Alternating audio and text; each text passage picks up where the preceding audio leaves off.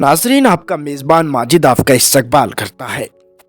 चौथा बाब, उर्दू की इब्तदा, लिसानी नज़रियात। उर्दू और ब्रिज भाषा।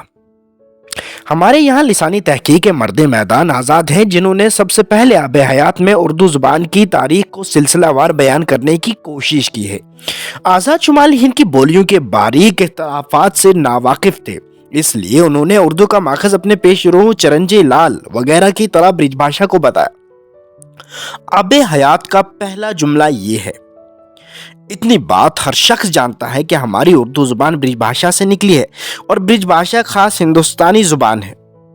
ब्रिज भाषा, जैसा कि पहले लिखा जा चुका है, शोरसिनी अपभ्रंश की सच्ची जानशीन है, लेकिन वो खड़ी बोली की मां नहीं, बहन है। जुबान के मानों में लफ्ज ब्रिज, संस्कृत व्रिज, जानवरों का बाड़ा या चारागाह, बहुत बाद को इस्तेमाल हुआ है। बकौल डॉक्टर धुरिंदर वर्मा सबसे पहले भिखारी दास ने काव्या नरण्य में इस्तेमाल किया है। उर्दू का ढांचा ब्रिज भाषा पर तैयार नहीं किया गया है। कदीम उर्दू खड़ी बोली और जमुना पार के हरियाणवी बोली से करीबतर है। जदीद उर्दू अपने सर्फ और नहू के एतबार से मुरादाबाद और रामपुर के अजला की बोली से करीब तरीन है। ब्रिज भाषा ने बाद को उर्दू मायारी लबो लहजा मुतय्यन करने में मदद ज़रूर दी है।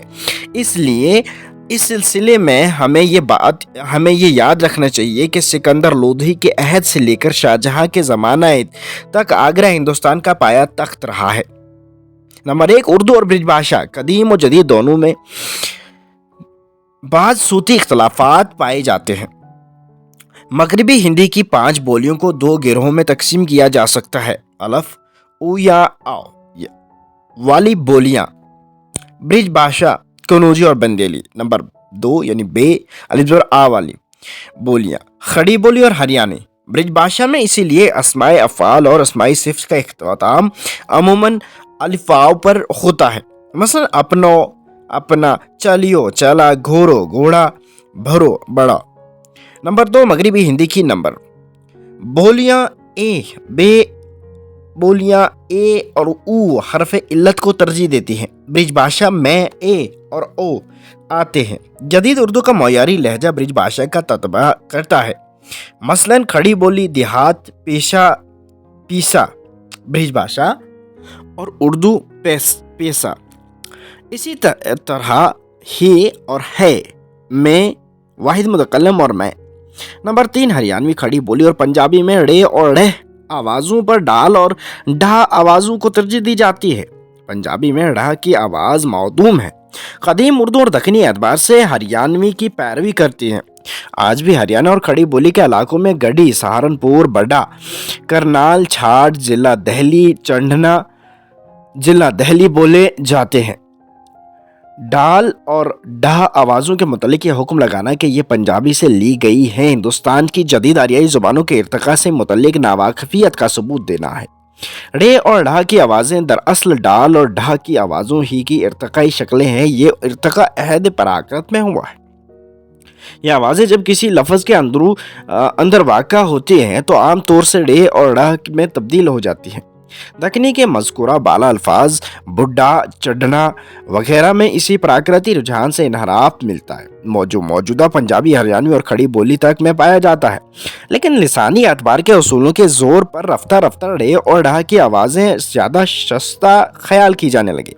इसीलिए ब्रिज भाषा की तरह जदीद उर्दू और हिंदी में डाल और ढा जब लफ्ज़ के दरमियान आते हैं तो आम तौर से ढा और ढा में तब्दील हो जाते हैं। मसलन उर्दू और ब्रिज में भरना, दक्कनी में भड़ना कुतुब मिस्री में जैसे आया है, और हरियाणवी और खड़ी बोली में बढ़ाना। इसी तरह बढ़ाई उर्दू और ब्रिज भाषा में, दक्कनी में बढ़ाई, हरियाणवी और खड़ी बोली में बढ़ाई, नमूना महबूब आलम पंजाब में उर्दू वगैरह वगैरह। लेकिन दक्कनी में पढ़ना, पढ़ाना और चढ़ना, चढ़ाना देखिए फरंग शाह पारे में भी आया है, जिससे साफ जाहिर है कि दक्कनी में ढ की आवाज़ पंजाबी की तरह का लौदम नहीं बल्कि हरियाणवी ज़ुबान के मानित गाह गाह पाई जाती है। इसके बाद प्रोफेसर शिरानी के इस किस्म के लिसानी नोट किस कदर बेसरोपा मालूम होते हैं कि उर्दू की रे हरियाणवी में डाल से बदल जाती है। पंजाब में उर्दू, सफ़ा नंबर 191। जदीद उर्दू में डाल, डहा, डमशद اور اور نڈ گناہ کے ساتھ، اور رے مشدد، معاف کیجیے گا اوپر بھی مشدد تھا، اور گناہ کے ساتھ کا استعمال حسب ذیل جدول کے مطابق پایا جاتا ہے. جیسے لفظ کی ابتدا ڈال صحیح ہے، لفظ کے درمیان میں نہیں، اور لفظ کے آخر میں بھی. ڈھا لفظ کی ابتدا میں آتا ہے، لفظ کے درمیان نہیں آتا ہے، اور لفظ کے آخر میں بھی نہیں آتا ہے. اسی طرح ڈال جو ہے مشدد ہے، لفظ کی ابتدا میں آتا ہے، نہیں آتا ہے، لفظ کے درمیان میں آتا ہے، اور لفظ کے آخر میں بھی نہیں آتا ہے، مشدد والا ڈال وغیرہ وغیرہ. اشارے. ڈال صرف لفظوں کے شروع میں ملتا ہے، اور رے سے کوئی لفظ شروع نہیں ہوتا. نمبر 2، لفظ کے درمیان میں ڈال صرف گڈریا میں پایا جاتا ہے، بولیوں میں یہ بھی بدل کر گڑیا ہو جاتا ہے. نمبر 3، لفظ کے درمیان میں ڈال صرف مرکب الفاظ میں ملتا ہے، مثلا نڈر، نون زیر نی پلٹ ڈر، سڈول، ڈاواں ڈول، ڈب ڈبائی، ڈب ڈبائی. نمبر 4، لفظ کے آخر میں ڈال ہمیشہ گناہ کے ساتھ آتا ہے، مثلا رانڈ، سانڈ. البتہ انگریزی کے مستعار الفاظ مثلا روڈ، بورڈ، کارڈ وغیرہ اس قاعدے سے مستثنی ہیں. اس کے علاوہ پراکرت کے کچھ ایسے الفاظ بھی ہیں جو در حقیقت مشدد ڈال رکھتے ہیں، لیکن جو اردو والے غیر مشدد طور پر استعمال کرتے ہیں، مثلا خرڈ، اچرڈ، لاڈ، جولاڑ بھی بولا جاتا ہے. نمبر 5، ڈھا صرف الفاظ کے شروع میں ملتا ہے، درمیان میں یہ ہمیشہ ڈال کے ساتھ مشدد آتا ہے، مثلا بوڑھا، بوڑھا ڈھا الف. لفظ کے آخر میں یہ ڑھا بن جاتا ہے. علی گڑھ کی بنسبت علی گڑھ فصیح ہے. نمبر 6، ڑے اور ڑھا الفاظ کے شروع میں کبھی نہیں آتے. نمبر 7، مشدد ڈال یا ڈھا کا فصیح تلفظ ڑے یا ڑھا کی شکل میں اکثر کیا جاتا ہے. بڈھا جیسے بوڑھا، گڈھا جیسے گڑھا، ٹھڈی جیسے ٹھوڑی. ان آوازوں کے لحاظ سے اردو میں برج بھاشا اور ہریانی کا نہایت لطیف امتزاج پیش کیا کرتی ہے، اور اس کا یہ رجحان ابتدا سے رہا ہے. ان آوازوں کے معاف کیجیے گا اردو اور برج کے صرفی و نحوی اختلافات. ضمائر. نمبر 1، متکلم واحد برج بھاشا میں میں اور ہوں دونوں مستعمل ہیں. جدید ادبیات میں دونوں کا استعمال قریب برابر ملتا ہے. قدیم میں ہوں زیادہ مستعمل تھا، اردو میں معدوم ہے، البتہ دکنی میں قلی قطب شاہ کی ریختی میں مل جاتا ہے. صفحہ نمبر 62، پیارے نہ کر کھیچ ہوں تو پاواری. صفحہ نمبر 63، ہوں تل تل تمن پر تھے واری ہو پیاری. صفحہ نمبر 63، کہ تن من جو بن آپ ہوں تو پائیداری. یہ بڑی دلچسپ بات ہے کہ کلیات میں ہوں صرف ریختی میں آیا ہے. اس سے اس بات پر روشنی پڑتی ہے کہ یہ اس وقت تک متروک ہو چکا تھا، لیکن چونکہ زنان کھانے کی زبان بہت آہستہ بدلتی ہے، اس لیے عورتوں کی زبان پر اس وقت تک جاری تھا. اس شعر میں تو پہ، تجھ پہ بھی قابل ذکر ہے، جو خالص برج ہے. ہوں پنجابی قدیم و جدید میں بھی ملتا ہے، لیکن میں کے مقابلے میں کم تر گجراتی میں یہ ہوں ہے. نمبر 2، برج بھاشا کا منہ اور موم ہے، دکنی کا مجھ اور اردو کا مجھے ہے، لیکن قلی قطب شاہ کی ریختیوں میں مو، میرا اور مجھ کے معنوں میں بھی آیا ہے. دیکھیے ریختی صفحہ نمبر 61-62 کلیات محمد قلی قطب شاہ میں. نمبر 3، مخاطب واحد اور جمع. برج بھاشا میں تو اور تم کے ساتھ تی اور تیں بھی مستعمل ہیں، جو جدید اردو میں نہیں ملتے، لیکن عاشور نامہ میں موجود ہیں. برج بھاشا کے ضمائر مخاطب کے اندر مذکر و مؤنث کا بھی لحاظ رکھا جاتا ہے. تیرا اور تمہارا، جو برج بھاشا میں تیرو اور تمہارو ہو جاتے ہیں، کے علاوہ ایک اور شکل تہارو بھی ملتی ہے، جو راجستھانی کے زیر اثر برج نے قبول کی ہے. دکنی اور اردو میں یہ نہیں ملتی، البتہ دہلی کی موجودہ زبان کے محاورات میں مل جاتی ہے، جیسے تہارا مال سو مہارا مال، مہارا مال سو ہیں ہی، یعنی اپنے موقع پر ہی کر کے ٹال جانا. ضمائر کی مزید شکلیں جو برج بھاشا سے مخصوص ہیں حسب ذیل ہیں: تاہیں، توہی، توہے، تیراؤں، تمہوں، تمہائیں، موہی، موئی، میراؤ، ہماؤں، ہمن قدیم اردو میں ملتا ہے. ہمائیں وہ کے لیے وہ دکنی میں ملتا ہے. وس، वा, वाही, वाय, वी कदीम उर्दू दक्कनी में जमा के तौर पर आया है। उन्हीं, उन, उनाव, विनी, विन दहली और मेरठ के अतराफ में भी इनके लिए आता है। इन्हें, दिन्हें, जूं, जासू, तासू, जिन्हें, ताइन्हें, कुओं, कौन, काही। नंबर 4, ब्रिज भाषा के सूती असूलों का ज़माइर पर भी असर पड़ा है। मसलन उर्दू में नहीं, तुम्हें, ब्रिज में तुम हो, जैसे उर्दू में हमारा, और ब्रिज में हमारो, जैसे उर्दू में मेरा और ब्रिज में मेरो। नंबर 5, अस्माई की जमा बनाने के लिए उर्दू में वां और पंजाबी में आ लगाते हैं। ब्रिज भाषा में सिर्फ नून का इजाफा करते हैं। उर्दू घोड़ू, पंजाबी घोड़ा और दक्कनी में घोड़ा, हरियाणवी में घोड़ा, ब्रिज भाषा में घोड़ान। ब्रिज भाषा के नून जमा की मिसालें अलबत्ता दक्कनी के नौसरार में मिल जाती हैं। ढूंढन लागे किधर से ठार, रोवन लागा किस किस धार। दक्कनी उर्दू की जमा का आम तरीका आंका है। अफ़आल। नंबर 1, उर्दू में मादा के अंदर ता का इजाफा करके फ़ेल मुज़ारा बनाया जाता है। ब्रिज भाषा में तय लगाया जाता है। मसलन कर, पर, जात वगैरह। इसके अलावा मुज़क्कर के लिए तो और मोनस के लिए आती की शक्लें भी लाई जाती हैं। मसलन जातो है, नहारती, देखती है। अफजल के 12 मासा और शेख महबूब आलम की हरियाणी तालीफात में मज़ारे की ये शक्लें आमतौर से मिलती है, लेकिन दक्कनी में नहीं मिलती। नंबर 2, अपने औ वाले सूती असूल को बरकरार रखते हुए ब्रिज भाषा में माजी मारा या मारिया नहीं होता, बल्कि मारियो या मारो होता है। जैसा कि बाज ने इशारा किया है, मारिया या मारो एक दूसरे से माखूज नहीं। नंबर 3, मुस्तकबिल। ब्रिज भाषा में गाफ या हे की मुख्तलिफ शक्लों से बनता है, जिनमें गो की बनिस्बत हे की शक्ल ज्यादा आम है। मिसालें, चलूंगी, चली हों। नोट, आम तौर से हे पूरी अदा नहीं की जाती, इसलिए चली हों महज चलियूं बन जाता है। शिरानी का ये ख्याल सही नहीं कि गो की अलामत मुस्तकबिल ब्रिज भाषा ने पंजाबी या उर्दू से ली है। ब्रिज भाषा के कदीम तरीन नमूनों में हमें गौ की शक्लें मिलती हैं। हों, चलूंगा, सफ़ा 16 7 देव घो राखेंगे, हवे गो, अज 84 विष्णु की वार्ता गोगलनाथ। इलाहाबाद 1926 ईस्वी। से बना हुआ मुस्तकबिल कदीम, यानी हे से बना हुआ मुस्तकबिल कदीम और जदीद उर्दू में कहीं नजर नहीं आता। नंबर 4, ब्रिज भाषा का मुसद्दर भी इससे मुख्तलिफ है। ब्रिज में मुसद्दर भो, वो या नो के इजाफे से बनता है। हो, वो, भोजियो, चलनो वगैरह। नंबर 5, अफ़ाल इमदादी में दोनों ज़ुबानों का इख्तिलाफ और नुमाया हो जाता है।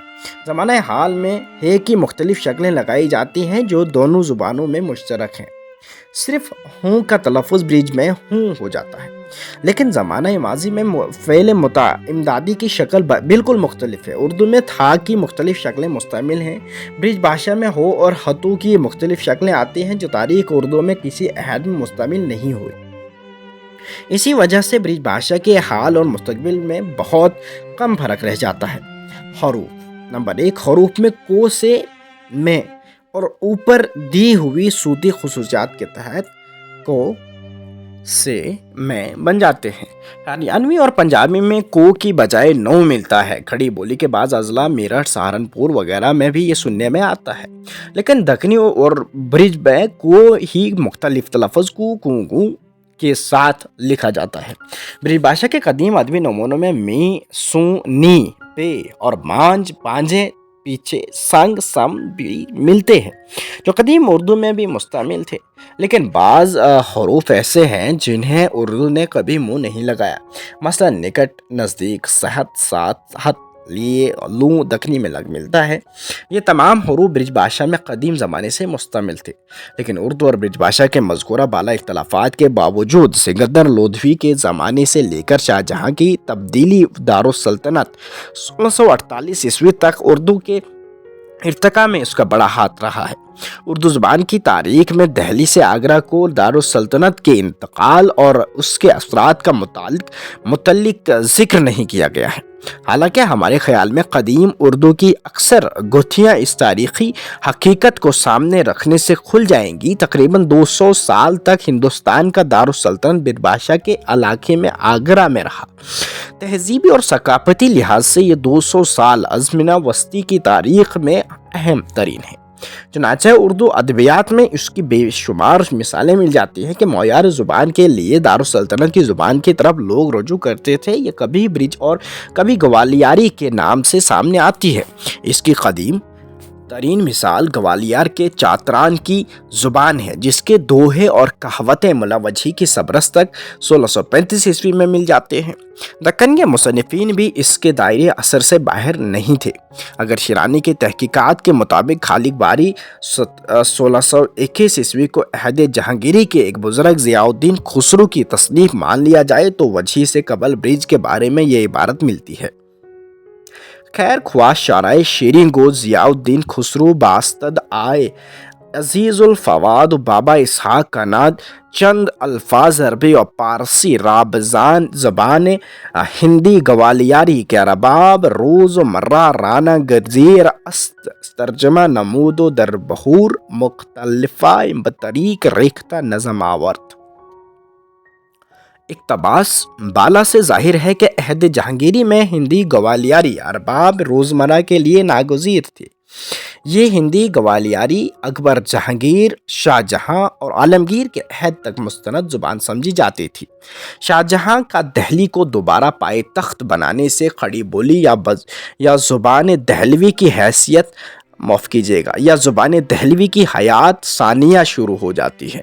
زبان دہلی کے نشاط ثانیہ میں تقریباً نصف صدی لگ گئی اور محمد شاہ کے عہد میں برج پر اس کا محاورہ اور تلفظ غالب آ گیا۔ شاہ جہاں کے عہد کے ایک مصنف موسیقی ابن سید علی مرزا بیگ اپنے رسالہ زمرۂ وحدت میں بزبان فصیح و بلیغ گوالیار کا ذکر کرتے ہیں۔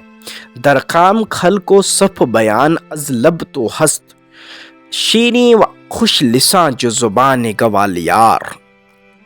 عالمگیر کے زمانے میں زبان گوالیاری سے بنوالی التمخلص بسولی با امداد بھوانی داس گوالیاری سے فارسی میں ایک کتب گلزار حال معاف کی جگہ فارسی میں ایک کتاب گلزار حال ترجمہ کرتے ہیں۔